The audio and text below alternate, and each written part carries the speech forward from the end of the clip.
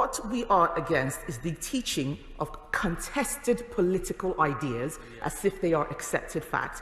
We don't do this with communism, we don't do this with socialism, we don't do it with capitalism. I want to be absolutely clear. This government stands unequivocally against critical race theory. We do not want to see teachers teaching their white pupils about white privilege and inherited racial guilt. And let me be clear, any school which teaches these elements of critical race theory as fact, or which promotes partisan political views such as defunding the police without offering a balanced treatment of opposing views, is breaking the law. NANI?! お前はもう死んでいる。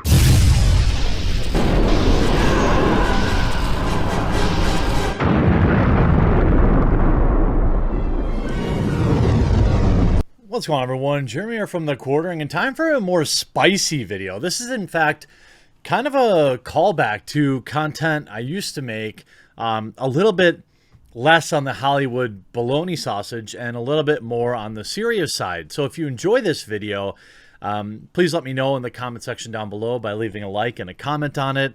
Also, last big push to remind people, if you want to win an Xbox Series X, I'm doing so to help push to 1 million subscribers by Christmas. Link in the pinned comment below on how to do so. Basically, all you have to do is be subscribed. But you have to enter. So, critical race theory is loosely defined as, it's a theoretical framework in social sciences that examines society and culture as they relate to categorizations, things like race, law, and power. It has two common themes, of course. One, white people bad. Sorry. It proposes that the supreme white word and racial power are maintained over time, and in particular, that the law may play a role in this process. Secondly, it is also works to investigate the possibility of transforming the relationship between law and racial power, as well as pursuing a project of achieving racial emancipation and subordination more broadly. Now, look, are there people with bad opinions out there with, for example, are there people out there that think they're better than other people based on their skin color? Yeah, a very small percentage, and they're crap. It's just a terrible, terrible thing that I hope they grow out of. Somebody has literally no choice on the color of their skin, and therefore judging them based on that is super low IQ.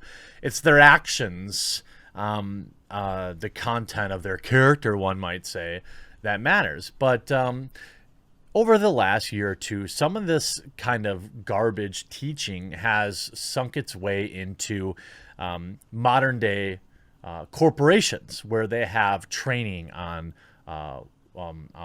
white privilege. We've seen this with Best Buy. And now also it's being taught in some schools. We've seen Donald Trump actually come out and speak against this. And it's always been my opinion that while these ideas are worth exploring just like any other idea, I think proposing these ideas unopposed creates more racial division and doesn't actually help. And we're going to take a look at a couple articles here.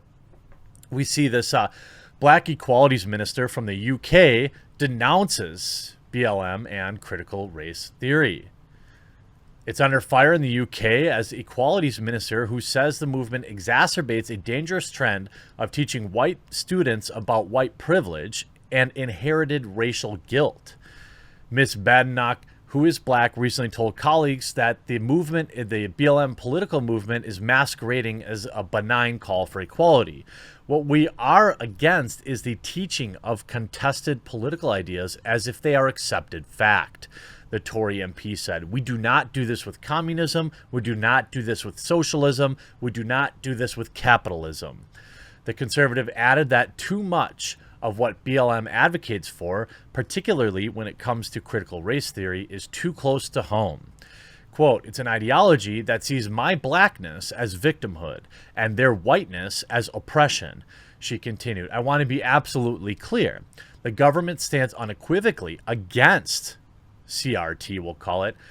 The schools that have decided to openly support the anti-capitalist group, often fully aware that they have a statutory duty to be politically impartial. Black lives do matter, of course they do, but we know that the movement, capital BLM, is political. And that's something that I've, had to try and have this conversation with people on Twitter too.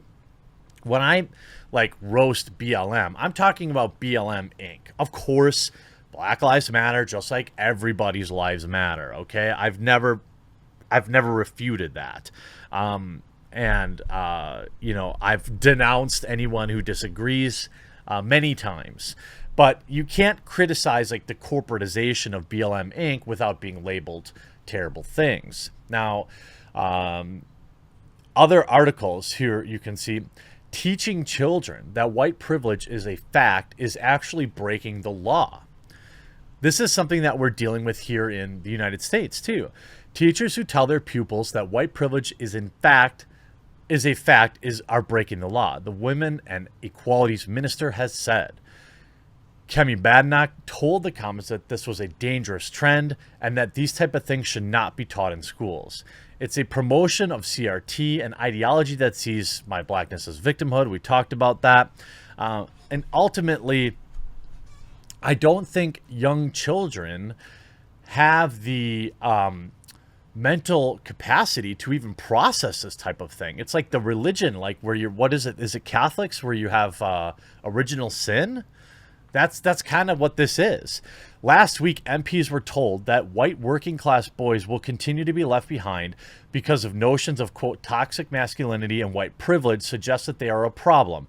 Professor Matthew Goodwin told a select committee that the national conversation had become preoccupied with issues around gender, race, and ethnicity and focused on historic grievances. In the USA, Donald Trump has directed the Office of Management and Budget to crack down on federal agencies who have these type of sessions, calling them divisive anti-American propaganda. I agree. I don't know if it's anti-American, but it is divisive and it is propaganda. And then we see this article here by Chris Shore on the Federal is saying, research shows that CRT is actually making people worse. It's dividing people more. President Donald Trump announced on September 5th an end to CRT training in federal agencies, as explained by Russ Vought, the Director of Office Management and Budget. The policy targets training or propaganda pertaining to white privilege and efforts to advance the claim that the United States is an inherently bad or an evil country, that the race or ethnicity is inherently race or evil, as bad or evil. Sorry, on September 22nd, the president extended this ban to companies doing business with the federal government. He was right on both counts. CRT is similar to academic left perspectives over the last decade stormed the political mainstream through a surge of news and popular media attention. As results today, politicians, celebrities, and corporations employ critical or, quote, woke rhetoric. Even comic books push critical themes despite hostile reactions from their own readers. On the left, the dynamic is fueled by the Great Awakening, the leftward radicalization of white liberals on race issues. Liberal whiteness are now on the left of blacks, to the left of blacks on key measures of race. Moreover, as evident by a recent Hidden Tribes report and the mugshots of certain super soldiers, the far left is overwhelmingly white. But how has this rhetoric affected right-leaning whites? Are white conservatives likewise getting woke to these Marxism-inspired perspectives? Are they rejecting normative colorblindness, the former standard? Have they embraced the New York Times revisionist account of American history? Do they accept that only whites are capable of being racist? Are all whites this? And that white identity itself is uniquely pathological and deserving of abolition? To the contrary, it seems that the white identity's renewed salience, its visibility, is a language of Peggy McIntosh. It's contributing to defensive response. Conservative whites are increasingly likely to be described as white or very or extremely important. C being labeled as that. A clear majority of white Republicans, but few white Democrats, describe anti-white and anti-black discrimination as comparable problems in American society. There's new proverbial elephant in the room, Trump. Notwithstanding the often disingenuous and sometimes absurd allegations leveled at him, it is undeniable that Trump frequently transgresses norms of political correctness in communicating his views to the public. Such rhetoric resonates with people who appreciate Trump's blunt style or delight in, quote, trolling the left. But it also resonates with people for whom white identity is especially important. The latter group includes the alt-right, the group that emerged in the wake of the Great Awakening. Did the media drive a, quote, white lash? In my dissertation research, I approach white nationalism and conservatism as rival philosophies competing for the loyalties of right-leaning whites. I consider whether exposure to critical themes in popular media might have contributed to this white identity backlash or whitelash on the right. I think, illustrative examples include the Huffington Post saying 10 things white people need to stop saying. Salon Magazine, white men must be stopped. Vice, dear white people, stop pretending to be victims. BuzzFeed, 21 things white people ruined in 2015. I think you have large rise here. Online articles are addressing white identity. And you can see obviously a huge increase in that versus articles that debunk it dropping off. Surveys reveal harms. I think that when you push this kind of dangerous rhetoric, okay, you get people who react also in a equally aggressive way, and it's not good, obviously.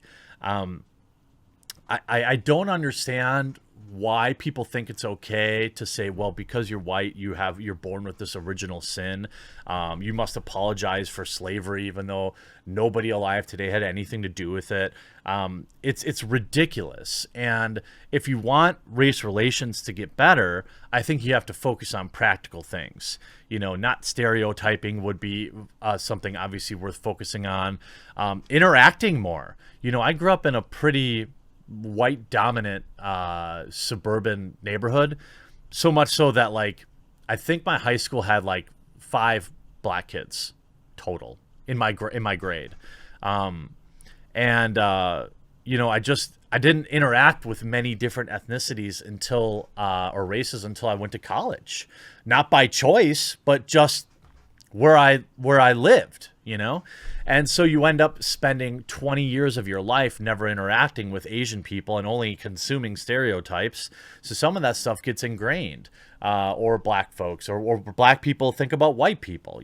This is the problem. I think more interaction is good. I think finding ways to promote that is probably a good thing. Just getting to know more people, expanding your horizons. I think these are things that lead to practical solutions versus, white people bad. And as we see through this, at least this article, The Federalist, which may have a certain slant, I'm not as super familiar with it, but the fact that they're even addressing CRT in a negative light probably means it's a right-leaning site. It's not good. And teaching kids in school that they have this original sin is not good for any color. They're going to grow up what's the two alternatives? You think they're just going to grow up hating themselves, or are they going to push back and say, you know what, I didn't do anything wrong. Maybe it's you. You're going to create a lot of anger in the youth by pushing these kind of things unopposed. And I absolutely support what Kemi Badenoch says. And I wish her the best of luck. Good luck. Hope you enjoyed this video. We'll talk to you again real soon.